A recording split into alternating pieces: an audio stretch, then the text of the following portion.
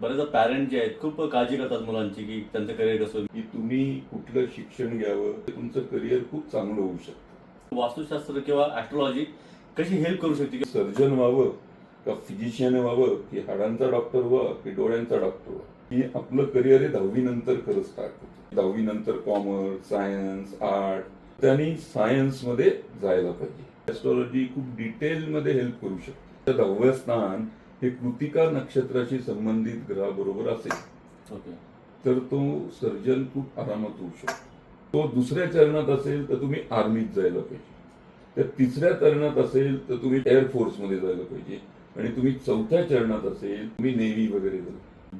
मुलांच्या विद्यार्थ्यांच्या कुंडलीतनं UPSC exam मध्ये यश मिळण्याचं बरंच योग असतात. ओके. पण ती लोक चुकून MPSC एक्झामचा ट्राय करतात.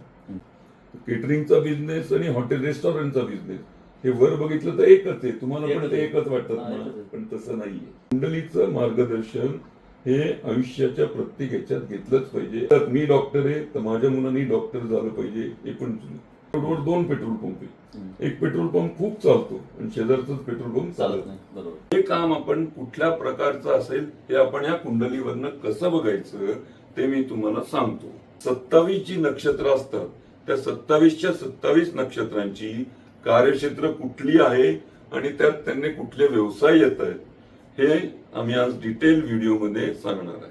स्थान बदल योग्य ठरतं का एखाद्या कुंडलीत? त्यामुळे याला फॉरेन मध्ये नक्की यश मिळेल. फॉरेनच्या ह्याच्यात नक्की यश मिळेल. बेधडक मी हे बघून सांगू शकतो की या व्यक्तीला बाहेर गेल्यावर प्रचंड यश मिळेल. नमस्कार. आज पॉडकास्टच्या माध्यमातून काही प्रश्न आहेत विद्यार्थ्या संदर्भात. तर आज आपल्याबरोबर आहेत मिस्टर संतोष साठी सर, ॲस्ट्रॉलॉजी आणि वास्तुशास्त्र कन्सल्टंट.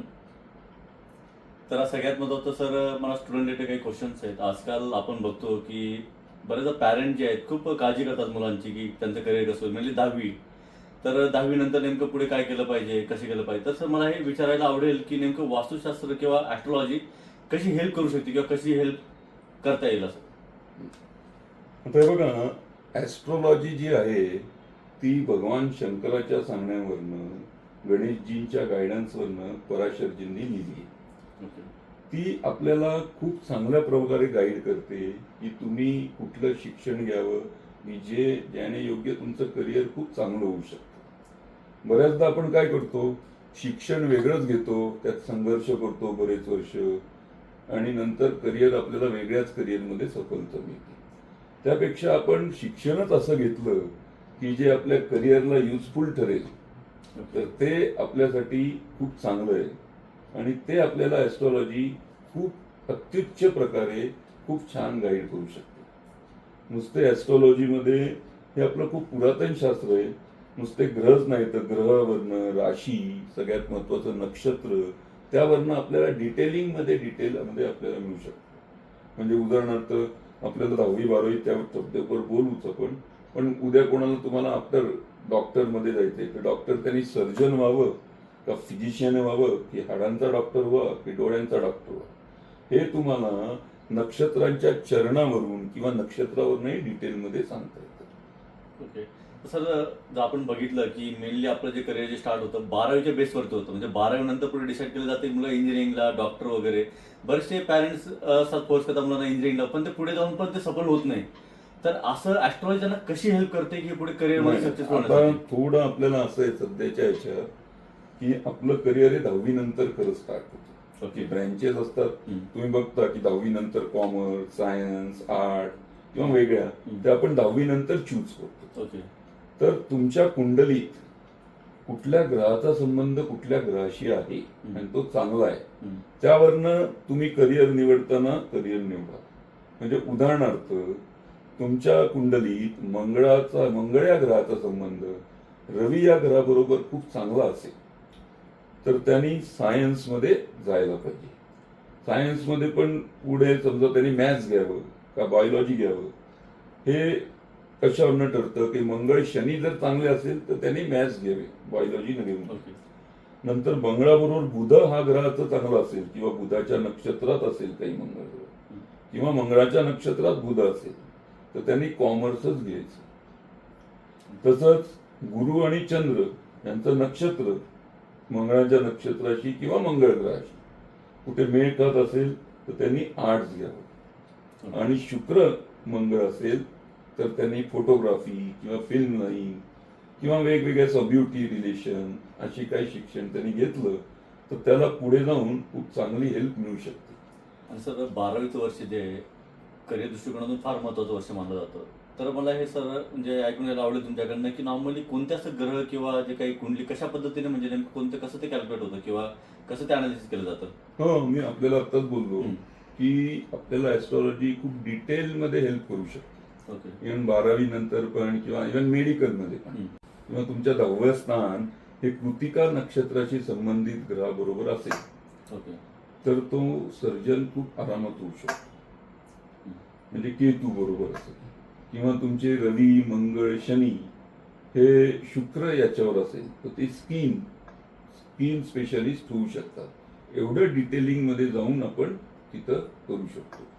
इवन तुम्ही जे म्हणता की एखाद्या आपण एक फर्स्ट गोष्ट आपण तय केली की एखाद्यानी डिफेन्स सर्व्हिसेसमध्ये जायला हरकत नाही. ओके. पण डिफेन्समध्ये पण कुठल्या ब्रँचेसमध्ये जावं तर त्याच्यावरनं डिटेलिंग आपण नक्षत्रांवरनं करू शकतो. त्याचं म्हणजे एअरफोर्सला जायचं, नेव्ही. एक्झॅक्टली एअरफोर्सला जायचं का नेव्ही जायचं का रेग्युलर आर्मीत जायचं तर नक्षत्राचे हे चार चरण असतात. त्या चरणावरनं पण आपण डिसाईड करू शकतो की समजा त्यांचं नक्षत्र हे त्यांचं म्हणजे काम करण्याचं जे नक्षत्र असतं त्यांच्या 10व्या स्थानाचा जो मालक आहे किंवा अधिपत्य करणारा जो ग्रह आहे तो कुठल्या नक्षत्रातल्या कुठल्या चरणात आहे. म्हणजे तो समजा दुसऱ्या चरणात असेल, एखाद्या 10व्या स्थानी मिथुन रास असेल, मिथुन रास हे बुधग्रह समज एक मृगशिरा या नक्षत्रात असेल आणि तो दुसऱ्या चरणात असेल तर तुम्ही आर्मीत जायला पाहिजे. तर तिसऱ्या चरणात असेल तर तुम्ही पायलट किंवा एअरफोर्समध्ये जायला पाहिजे. आणि तुम्ही चौथ्या चरणात असेल म्हणजे ते जलतत्वाची निगडीत मग तुम्ही नेव्ही वगैरे जाल. एवढं डिटेल मार्गदर्शन आपल्याला नक्षत्रावरून सुद्धा मिळू शकतं. आणि सर याच्या व्यतिरिक्त पण आता जे स्पर्धा परीक्षा आपण जे बघतो नॉर्मली जे काही सध्या आपण बघतोय की जो रेशो जो आहे फार कमी आहे. सक्सेसफुल होण्याचा रेशो आहे म्हणजे जे मुलं पासआउट होतात किंवा ज्यांना जॉब लागतो गव्हर्नमेंटमध्ये ते रेशो फार कमी आहे. पण बऱ्याचशा मुलांचं करिअर पूर्ण बरबाद होतं. तर हे आपल्याला ऍस्ट्रॉलॉजीची हेल्प घेऊन असं काही आधीच माहिती पडेल आपल्याला की जेणेकरून आपण तिकडे न जाता की आपण प्रायव्हेटमध्ये काम करणार किंवा स्वतःचा व्यवसाय चालू करणार. तर याच्यात ऍस्ट्रॉलॉजी कशी हेल्प करू शकते? नाही, आता ह्यात वेगवेगळे 2 प्रश्न आहेत. ओके. बऱ्याच मुलांच्या विद्यार्थ्यांच्या कुंडलीतनं युपीएससी एक्झाम मध्ये यश मिळण्याचं बरंच योग असतात. ओके.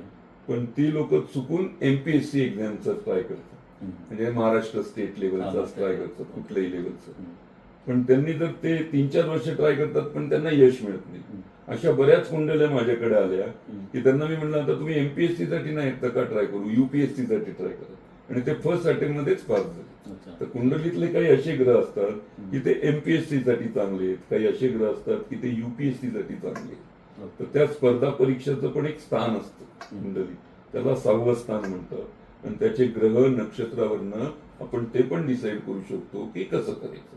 म्हणजे एवढ्या डिटेलमध्ये आपण जाऊ शकतो. आता याच्यानंतर नुसतं हेच नाही तर आपल्याला स्वतःला पण किंवा व्यवसाय निवडताना मुलांना पण कुंडली खूप चांगलं मार्गदर्शन करू शकते की तुम्ही नोकरी करावी का बिझनेस करावा. बिझनेस आता समजा केटरिंगचा बिझनेस असले, केटरिंगचा बिझनेस आणि हॉटेल रेस्टॉरंटचा बिझनेस हे वर बघितलं तर एकच आहे. तुम्हाला पण ते एकच वाटतात ना, पण तसं नाहीये.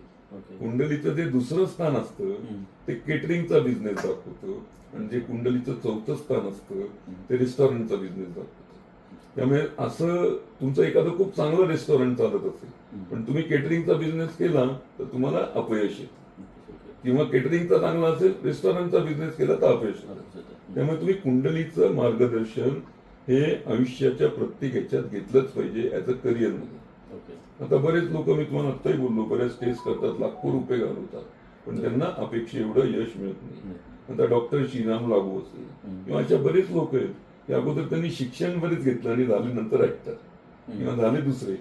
तर हे सुरुवातीलाच जर आपण मार्गदर्शन घेतलं तर तुम्हाला खूप चांगलं यश त्यात मिळू शकतं. तसंच नंतर पण काय होतं की बाबा याच्या मुलांनी तो उद्योग केलाय म्हणून आपण आपल्या मुलालाही तो उद्योग करून घेऊ.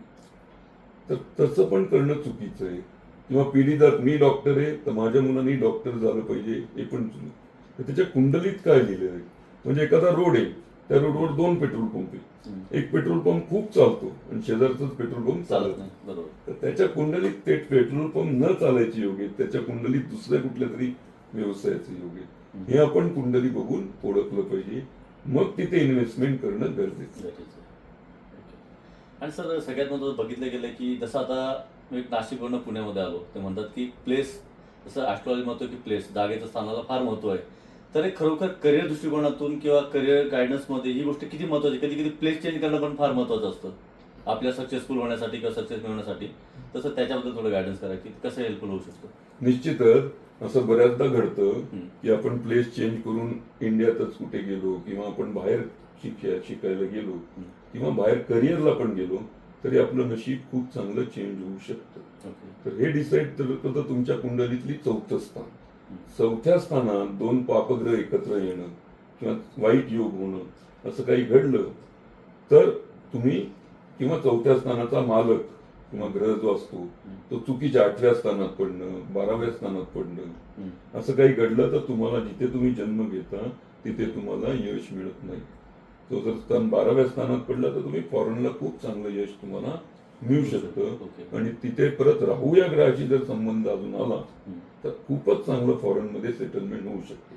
इव्हन मुलं पण आपली बाहेर गावी गेली किंवा दूर गेली शिकायला किंवा बाहेर परराष्ट्रात गेली फॉरेनमध्ये शिक्षण तरी त्यांचं रात्रंदिवस असं खूप प्रगती होऊ शकते. माझ्या कन्सल्टिंगमध्ये बऱ्याच अशा कुंडल्या मी बघितल्या आहेत. इंडियात राहून ते फक्त वेळ घालवत होती, इकडे तिकडे टाइमपास करत होती. पण हीच मुलं जेव्हा US ला किंवा बाकी ठिकाणी शिकायला गेली तेव्हा त्यांनी करिअरमध्ये खूप चांगलं कमवलं. कारण की त्यांना प्लेस चेंज खूप महत्वाची होती. आणि हे मी तुम्हाला सविस्तर बोर्डवर पण समजावून सांगणार आहे. ही सगळे बऱ्याच व्ह्युअरचे असे प्रश्न असतात की ते समजावून सांगणं गरजेचं असतं. त्यात आपण थोडं कुठल्या नक्षत्राने पण तुमचा व्यवसाय होऊ शकतो ते पण मी थोडं समजावून सांगणार आहे. पराशरजींनी आपल्या करिअर गायडन्ससाठी ज्योतिषशास्त्रात 2-3 वेगवेगळ्या पद्धती सांगितल्या आहेत. आता जरी कुंडलीत 5वं स्थान हे शैक्षणिक किंवा शिक्षणाशी निगडीत असलं तरी सगळ्यात महत्वाचं स्थान 10वं आहे की आपल्या आयुष्यात कुठलं काम करणार, आपण कुठलं करिअर निवडणार त्याच्यासाठी खूप महत्वाचं आहे. आणि आपण जे काम करणार आहोत त्याच्याच संबंधित समजा शिक्षण घेतलं तर ते आपल्याला जास्त फलदायी ठरतं. नंतर शैक्षणिक याच्यात हे ते असं वाटा बदलण्याची वेळ येत नाही आणि आपल्याला इंटरेस्ट सुद्धा येतो कारण की त्यात आपल्याला यश मिळत असतं. आयुष्यात काय सगळ्यात महत्वाचं असतं की आपल्याला आवडणारं काम, हॉबी सारखं, त्यातनं आपल्याला फंड्स मिळणं, पैसे पण मिळतं, ते काम आपण एन्जॉय करू शकतो. हे काम आपण कुठल्या प्रकारचं असेल हे आपण या कुंडलीवरनं कसं बघायचं ते मी तुम्हाला सांगतो. आता कुंडलीत हे जे 10वं स्थान आहे तर या 10व्या स्थानाचा अधिपती ग्रह हा एक बघायचा. हा अधिपती ग्रह कुठल्या नक्षत्रात आहे म्हणजे आता याचा 10व्या स्थानाचा अधिपती ग्रह काय झाला? बुध. बुध 10व्या स्थानातच आहे या कुंडलीत, पण तो कुठल्या नक्षत्रात आहे तर हा बुध आता मृगशिरा नक्षत्रात आहे. मृगशिरा नक्षत्र कोणाचं आहे तर हे मंगळाचं नक्षत्र आहे. हे मंगळाचं नक्षत्र या कुंडलीत कुठल्या याला कव्हर करतंय तर हे मंगळाच्या ज्या राशी आहेत, मेष राशी आणि वृश्चिक राशी.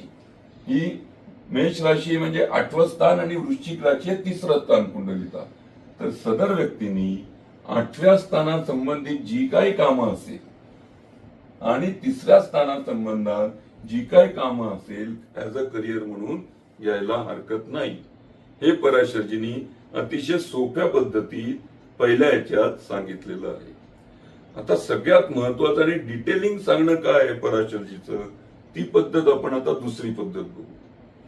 तर आता परत आपण 10व्या स्थानाचं हे बघणार आहे की 10व्या स्थानाचा अधिपत्य ग्रह कुठला आहे? बुध. बुध हा कुठल्या नक्षत्रात आहे तर बुध हा मृगशिरा नक्षत्रात आहे. मृगशिरा नक्षत्र आहे परत मंगळाचंच नक्षत्र आहे. तर मृगशिरा नक्षत्राची कारकत्व काय काय आहे आणि तो कुठल्या चरणात आहे याच्यावरनं सुद्धा आपण एखाद्याला कुठला व्यवसाय करायला पाहिजे हे आपण खूप चांगल्या प्रकारे समजावून सांगू शकतो. आज आपण आपल्या सगळ्या प्रेक्षकांसाठी 27 जी नक्षत्र असतात त्या 27च्या 27 नक्षत्रांची कार्यक्षेत्र कुठली आहे आणि त्यात त्यांनी कुठले व्यवसाय येत आहेत हे आम्ही आज डिटेल व्हिडिओमध्ये सांगणार आहे. तुमच्या कुंडली तुम्ही कुठल्याही सॉफ्टवेअरवरनं डाउनलोड केली तरी फक्त या स्थानाचा अधिपत्य ग्रह बघायचा आणि त्याची नक्षत्र लिहिलेली असतात फर्स्ट सेकंड पेजवर की तो कुठल्या नक्षत्रात आहे, अंशावर किती आहे, कुठल्या नक्षत्रात आहे, हे सगळं प्लेसिंग तिथे दिलेली असतात. आणि ह्याच्यावरनं आपल्याला काहीच समजलं नाही पण तरी पण कोणीही मला मेसेज बॉक्समध्ये मेसेज टाकू शकतं, त्यांचे प्रश्न विचारू शकतो. शक्य होईल तेवढे सगळ्या मेसेजचं उत्तर देण्याचा मी प्रयत्न करतोच. आणि हा तर करिअरच्या दृष्टीचा मेसेज आहे त्यामुळे तो निश्चितच करीन मी की स्थान बदल योग्य ठरतं का एखाद्या कुंडलीत. आता हे बघा, याचा कुठला आहे स्थान, 9व्या स्थानाचा मालक गुरु आहे. गुरु म्हणजे चतुर्थ स्थानाचा मालक गुरु आहे. 9व्या स्थानात 9वी राशी, चतुर्थ स्थानाचा मालक गुरु ग्रह आहे. गुरु कुठे बसलाय, तो 8व्या घरात बसलाय म्हणजे नुकसानीच्या स्थानात बसलाय. म्हणजे जिथे जे नन्म घेणार हा जातक तिथे त्याला यश मिळणार का, तर बिलकुल यश मिळणार नाही. परत हा गुरु कशा बरोबर आहे, तर राहू बरोबरच आहे. त्यामुळे याला फॉरेन मध्ये नक्की यश मिळेल, फॉरेनच्या ह्याच्यात नक्की यश मिळेल. परत गुरुची दृष्टी कुठं जाते, 1, 2, 3, 4, 5 परत 12व्या घरावर म्हणजे फॉरेन क्षेत्रातच दृष्टी जाते. त्यामुळे बेधडक मी हे बघून सांगू शकतो की या व्यक्तीला बाहेर गेल्यावर प्रचंड यश मिळेल. सगळ्यात पहिलं नक्षत्र अश्विनी नक्षत्र आहे. ते केतूचं नक्षत्र असून याचं चिन्ह हे घोड्याचं डोकं आहे. आता या नक्षत्राचा संबंध घोड्याच्या डोक्याशी आहे म्हणून याच्यात खालील प्रकारचे बिझनेस सगळे येतात. सगळ्यात पहिला बिझनेस येतो तो औषध व medical supply line, adventure, fitness, खेळ क्षेत्र, engineering material, technical field, jewellery व लक्झरी वस्तू. तसंच हा नक्षत्र अतिशय ऍक्टिव्ह, वेगवान, उपचारक आणि झटपट उपाय देणारा मानला जातो. याचा घोड्याचं डोकं असल्यामुळे सट्टा म्हणजे रेसकोर्स, कुठल्याही प्रकारचा सट्टा किंवा राजेशाही थाटाचा बिझनेस कुठलाही जो असेल त्याच्याशी पण याचा संबंध जोडला जातो. आता आपण वळूया दुसऱ्या नक्षत्राकडे. दुसरं नक्षत्र आहे भरणी नक्षत्र. याचं चिन्ह योनी आहे आणि हे शुक्राचं नक्षत्र आहे. तर शुक्राचं नक्षत्र असल्यामुळे हे अतिशय आकर्षण, संवेदनशीलता, पोषण पोषण, योनीमुळे प्रजनन, ऊर्जा, ग्लॅमर, एंटरटेनमेंट यांच्याशी जोडला जातो. खालील क्षेत्रे जी कामे भरणी नक्षत्रात येतात. सगळ्यात पहिलं महिला प्रजनन, पालन पोषण व केअर, सौंदर्य, फॅशन, मॉडेलिंग, फोटो मीडिया, मनोरंजन, सेक्स अपील, सेक्स ग्लॅमर आधारित प्रोफेशन, तांत्रिक व तांत्रिक साधना. जे सगळ्यात मोठे तांत्रिक असतात ते बहुधा भरणी नक्षत्राचेच असतात. नंतर तिसरं नक्षत्र येतं हे कृतिका नक्षत्र. हे सूर्याचं नक्षत्र आहे आणि याचं चिन्ह आहे तलवार. तर कुठल्याही प्रकारचा धारदारपणा काम करणारी गोष्टी, कडक शिस्त, नेतृत्व हे सगळ्या सूर्यामुळे ज्या ज्या व्यवसाय असतात ते या क्षेत्रात येतात. धर्म व नीती यांच्याशीही जोडलं जातं.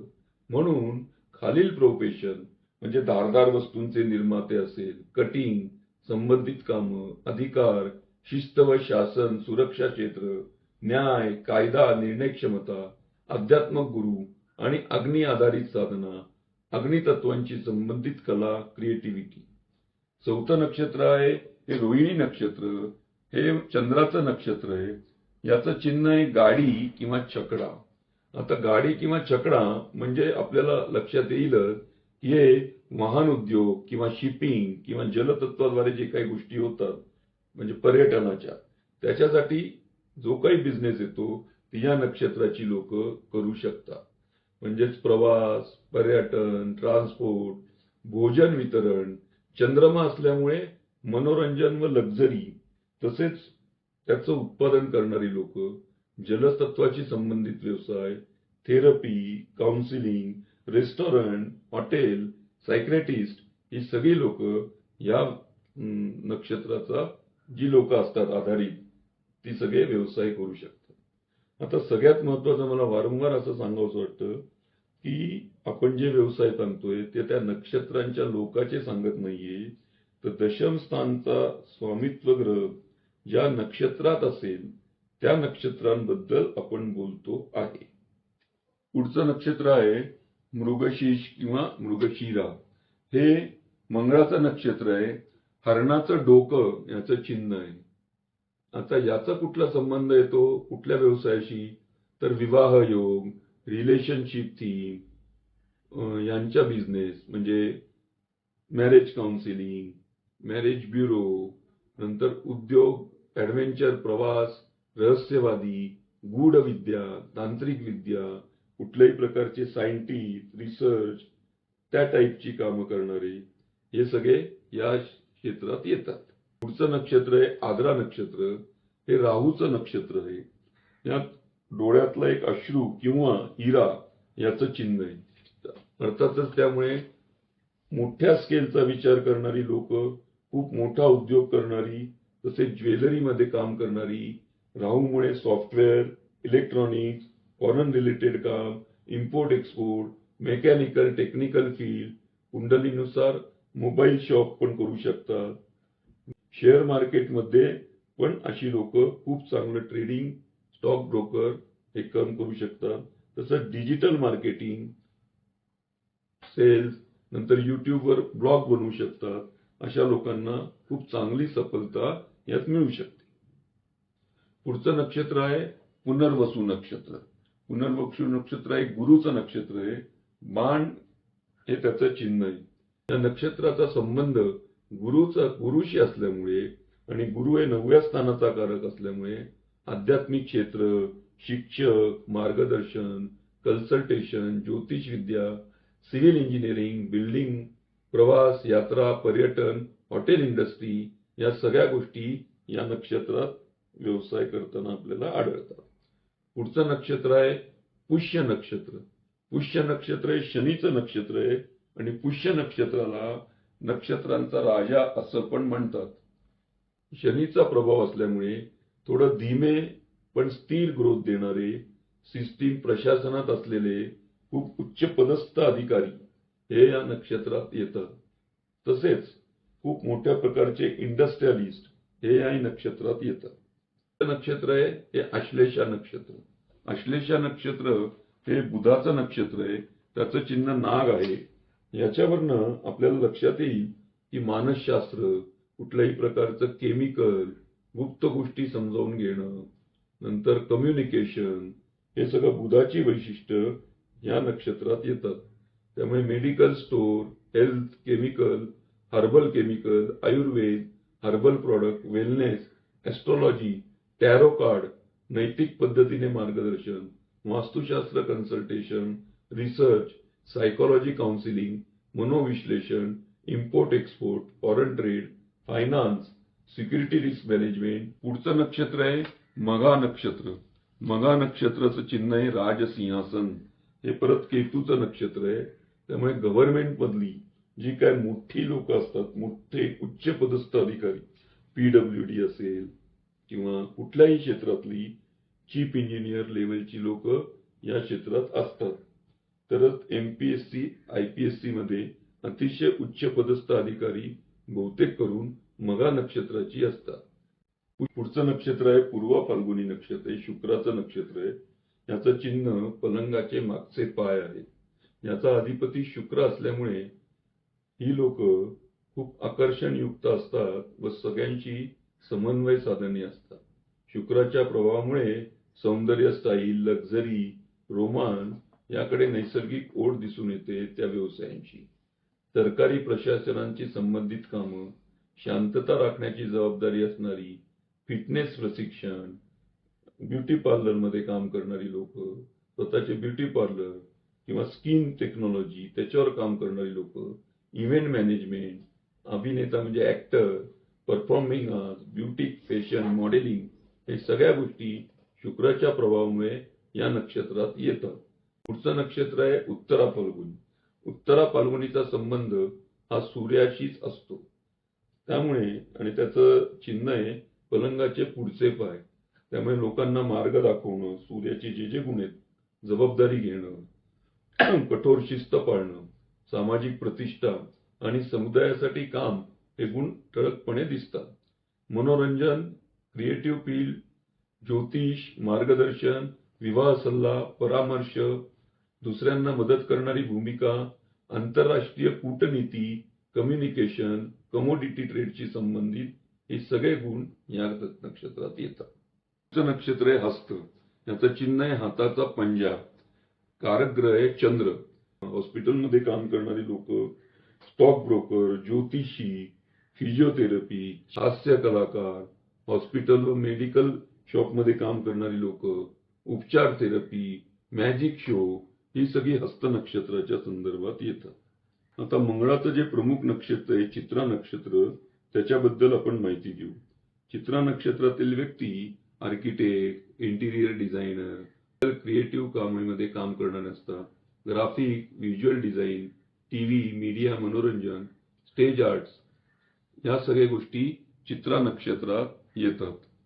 आता स्वाती नक्षत्र हे परत राहूचं नक्षत्र आहे आणि त्याचा स्वभाव नेटवर्किंग मध्ये काम करणारा, डील मेकर हे सगळ्या या नक्षत्राशी संबंधित येतात. शेअर मार्केट, यात्रा, प्रवास उद्योग, कायदा, न्याय व्यवस्था, पायलट, ट्रान्सपोर्ट, फर्टिलायझर इंडस्ट्री या सगळ्या गोष्टी या नक्षत्राच्या अंडर येतात. पुढचं नक्षत्र आहे विशाखा. त्याचं चिन्ह आहे तोरण आणि त्याचा स्वामी गुरु आहे. गुरुचा प्रभाव असल्यामुळे धर्म, मार्गदर्शन, यात्रा, अजून कन्सल्टंट, थोडक्यात क्रिमिनल लॉयर, इन्व्हेस्टिगेशन ही सगळी गुरुच्या प्रभावाखाली येतात. दारूचे कारखाने पण या नक्षत्राच्या लोकांशी संबंधित येतात. तसं ट्रॅव्हल उद्योग, हॉटेल, हॉस्पिटॅलिटी काम, मद्य व लिकरची संबंधित डीलिंग हे सगळे ही लोक करतात. पुढचं नक्षत्र आहे सगळ्यात रहस्यमय नक्षत्र अनुराधा नक्षत्र. अनुराधा नक्षत्र याचं चिन्ह कमळ आहे, कमळ, आणि हे शनीचं नक्षत्र आहे. खूप रहस्यमय, खूप शिस्तप्रिय, त्यामुळे डिटेक्टिव्ह, गुप्त कामं समजावून घेणं आणि स्ट्रॅटेजिकली विचार करणारी लोक, तांत्रिक, गूढ विद्या, आध्यात्मिक साधना, ज्योतिष्य, कुंडली, परामर्श, प्रायव्हेट डिटेक्टिव्ह, इन्व्हेस्टिगेशन, परामर्श, काउन्सिल, सर्जन, शस्त्रक्रिया करणारे डॉक्टर, दंतचिकित्सक, क्रिमिनल लॉयर, जे काय फॉरेस्ट अधिकारी असतात ते या नक्षत्राच्या ही प्रभावित असतात. कोल्ड स्टोरेज किंवा एसी, रेफ्रिजरेशन, नंतर जे थंड पदार्थांची, बर्फाची रिलेशन ज्यांचं ज्याचे आहे किंवा दारूशी रिलेशन पण ज्यांचं आहे, लिकर, ती लोक पण अनुराधा नक्षत्रामध्ये येतात. आता ज्येष्ठा नक्षत्र हे परत बुधाचं नक्षत्र आहे. या ज्येष्ठा नक्षत्राच्या लोकांचं एक वैशिष्ट्य म्हणजे त्यांना ऑफिसमध्ये खूप मोठी जबाबदारी असते, हेड असतात ऑफिसचे, तसेच कौटुंबिक जबाबदारीत पण ते खूप अग्रेसर असतात. ज्येष्ठ याचा अर्थच ज्येष्ठ असा आहे. त्यामुळे ऑफिस मॅनेजमेंटमध्ये अतिशय वरच्या पोझिशन यांना मिळतात. कन्सल्टेशन, परामर्श, टीम लीड, तांत्रिक गुढविद्या, रहस्यमय विषयांचा अभ्यास करणारे, बुद्धिजीवी कामं, शिक्षक, ट्रेनर बुधाशी असल्यामुळे कम्युनिकेशन आधारित काम, स्पोर्ट्स, फिटनेस, हवाई जहाज, क्रिएशन, एअरफोर्स, विमान मेंटेनन्स, एअरपोर्टमध्ये काम करणाऱ्या या सगळ्या ज्येष्ठ नक्षत्राची संबंधित असतात. आता पुढचं नक्षत्र आहे हे मूळ नक्षत्र. मूळ म्हणजे कुठल्याही वस्तूचं मूळ, पाया. तर हे केतूचं नक्षत्र असल्यामुळे हे खूप चिकित्सक लोक असतात, अतिशय मोठमोठे डॉक्टर, अतिशय मोठे भविष्यकार, भविष्यवक्ते, नवीन संशोधन करणारी लोक हे मूळ नक्षत्राचे असतात. मायक्रोबायोलॉजीमध्ये सुद्धा हे इंटरेस्ट घेऊ शकतात. तसेच सैनिक, डिफेन्स हे क्षेत्र सुद्धा यांच्यासाठी असतात. गव्हर्नमेंट कॉन्ट्रॅक्टर आणि तंत्र मंत्र साधना हे मूळ नक्षत्राची लोक अतिशय चांगलं करू शकतात. पुढचं नक्षत्र आहे हे पूर्वाषाढा नक्षत्र आहे. शुक्राची जी तिन्ही नक्षत्र आहेत त्यातलं सर्वात श्रेष्ठ नक्षत्र हे पूर्वाषाढा नक्षत्र आहे. कारण की दैत्य गुरु शुक्राचार्याचे नक्षत्र असून यांची रास धनु राशी ते नक्षत्र मोडतं, म्हणजे देवांच्या गुरुच्या राशीतलं एक. त्यामुळे देव आणि दानव या दोन्ही लोकांचं मिश्रण या नक्षत्रात आपल्याला मिळतं. या नक्षत्राची लोक दुसऱ्यावर प्रभाव टाकणारी असतात, बोलण्यात दमदार, ध्येयवादी, नेतृत्व प्रबंधक.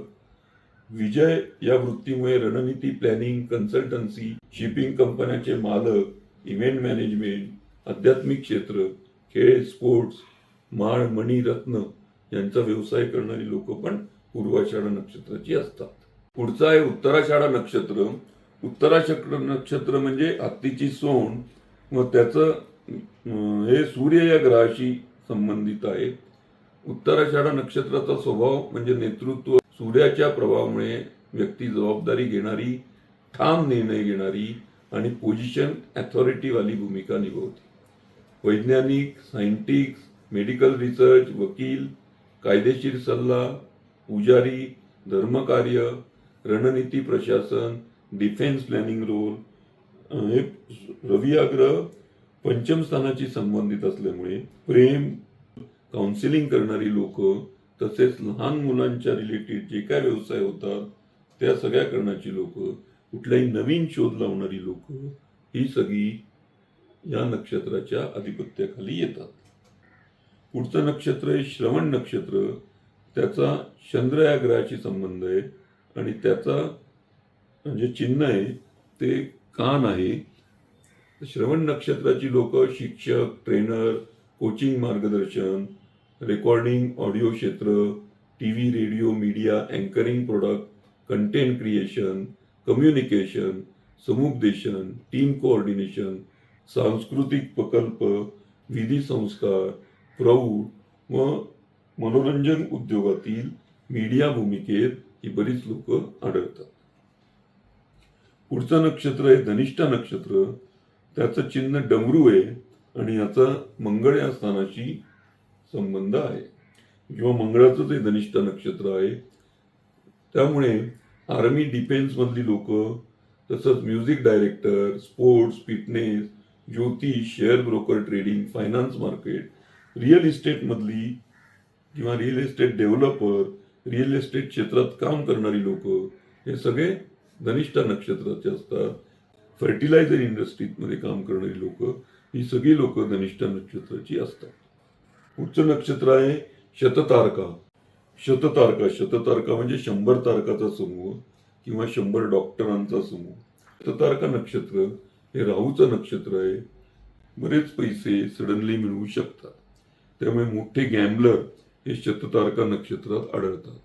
तसंच नॅचरल गॅस, एनर्जी सेक्टरमध्ये काम करणारी लोक, फोटोग्राफर, व्हिडिओग्राफर, डिफेन्स, सुरक्षा, हेअर सलून, स्टायलिंग, गूढ तंत्रज्ञान, मोठ्या स्केलचे उद्योग शततारका नक्षत्राची लोक करतात.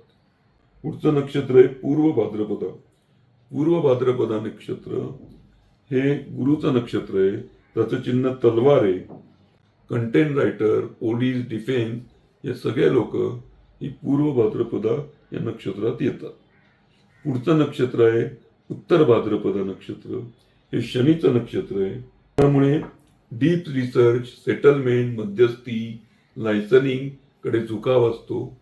तंत्र, आध्यात्मिक साधना, कवी, रायटर, लोखंड, मेटल रिलेटेड कामं, कारखाने, इंडस्ट्री, ही सगळी लोक या क्षेत्रात येतात. सगळ्यात शेवटचं नक्षत्र आहे हे रेवती नक्षत्र आहे. रेवती नक्षत्र हे बुधाचं नक्षत्र आहे. कम्युनिटी मॅनेजमेंट, टॅरो रीडर, उत्तर प्रकारचे भविष्यवक्ता, प्लॅनर, इव्हेंट मॅनेजमेंट, धर्म कृपा सेवा, hospital, health setup, investment, finance, planning आणि जादूकार, ही सगळी क्षेत्र रेवती नक्षत्रात येतात.